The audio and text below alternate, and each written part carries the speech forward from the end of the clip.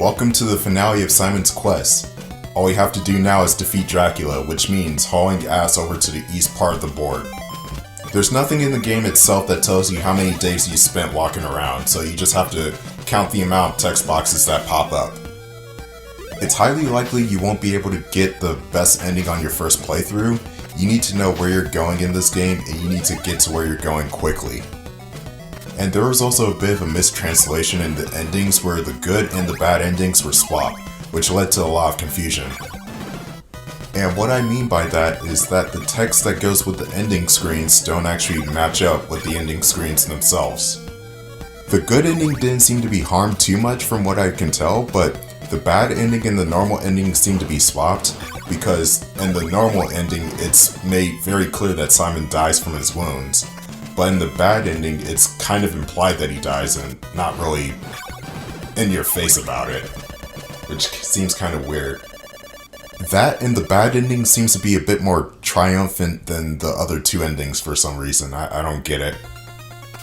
In this run, I do get the normal ending because that's how I play the game. It's just a leisurely pace. The merchant guy is still there, speaking to that spider web. That guy needs to get a better job. Getting to Dracula's castle is very simple. You just go to the east and you can tell when you're getting close because the scenery will change drastically.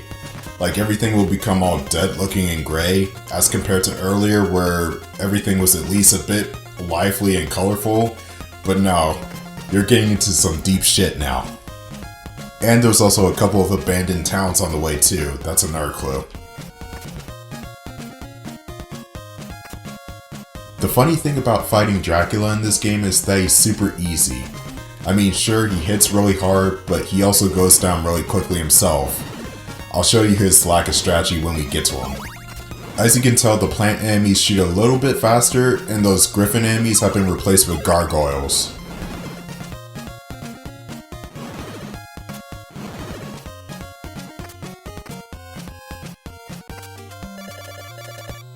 After a while, I stopped talking to the NPCs because I got head honcho from hell to defeat. I don't have time to talk to you guys. I will talk to this priest though, he needs to heal me.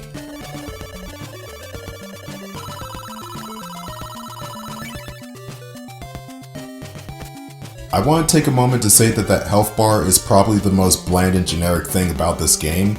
It just looks very, very uninteresting and should be not from a Castlevania game.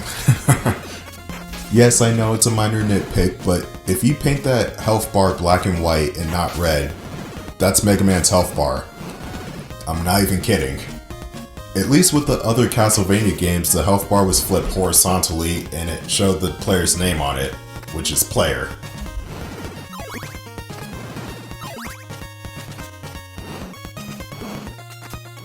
You got another swamp section. Even though this one is not too bad, it's just literally like half a screen white. For this part, you want to go down the stairs. That's where an abandoned village is, but that's also the way to Castlevania too.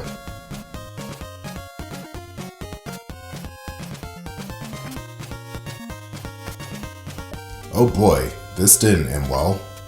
You'll find one NPC that's still alive here. And she's pretty much unfazed by the fact that her village has been burned to the ground. Well, it looks like this room has turned out to be utterly pointless. Don't worry too much about that. If you're looking for good items in this town, don't even bother. Yeah, there's nothing here.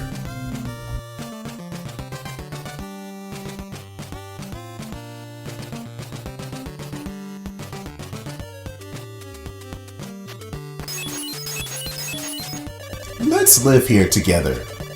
No. What are you, like 90? No. Everybody knows that Simon has a date with Dracula. There's no need to make it a threesome. Especially if it's an elderly woman involved. That's just even more disturbing than usual. Wow, that topic got really bizarre really quickly. Well, this is the final screen leading up to Castlevania. You're gonna come up on what appears to be a dead end. Equip Dracula's nail in order to break away that dead end. What a horrible night to keep reading this text box all the damn time. I wonder how Simon feels. Cursed to say the same arbitrary lines to make the Earth rotate because the NES can't pull off day-night cycles. Yeah, that's a horrible night to live, alright? Alright, it's time to kick Dracula's ass once again. Now here's one thing you should take note of this castle. There are no other enemies in here, it's just you and the final boss. And I think that's to build suspense, because I don't see why else there wouldn't be any other threat other than you and Dracula, but hey, it works.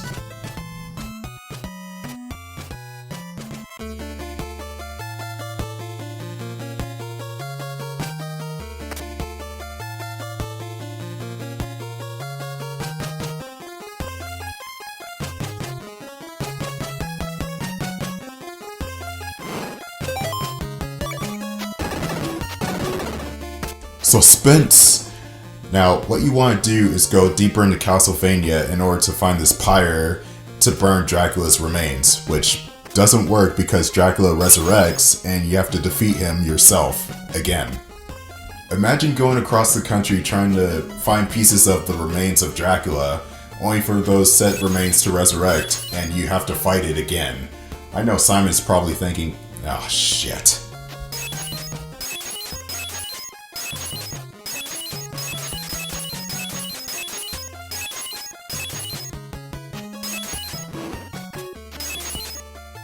This castle in particular is really short and a bit anticlimactic.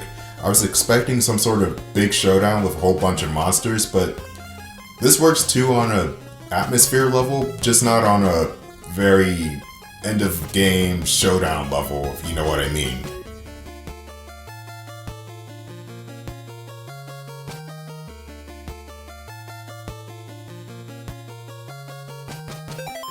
I'm gonna equip that golden dagger to make short work of Dracula. When you enter this room, this part is gonna be automated.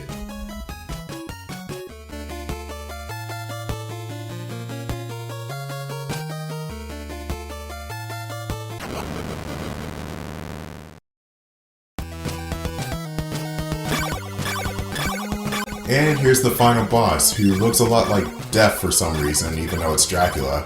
And there goes the final boss because I just defeated him in under 10 seconds. Yeah, vampires are easy.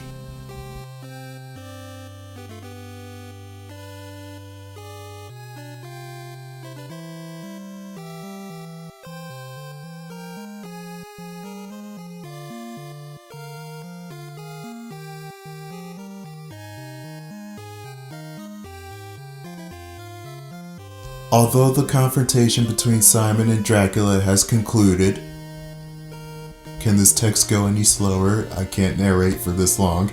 Simon couldn't, oh my god, this text is going by really slowly, could not survive his wounds, fatal wounds.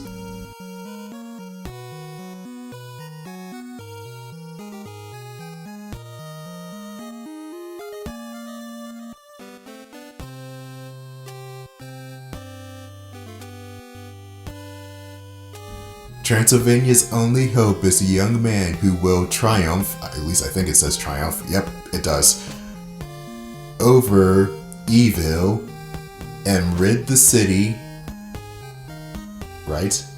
Rid the city of Dracula's curse, which is the title of the next game. Oh, I'm sorry, Dracula's deadly curse.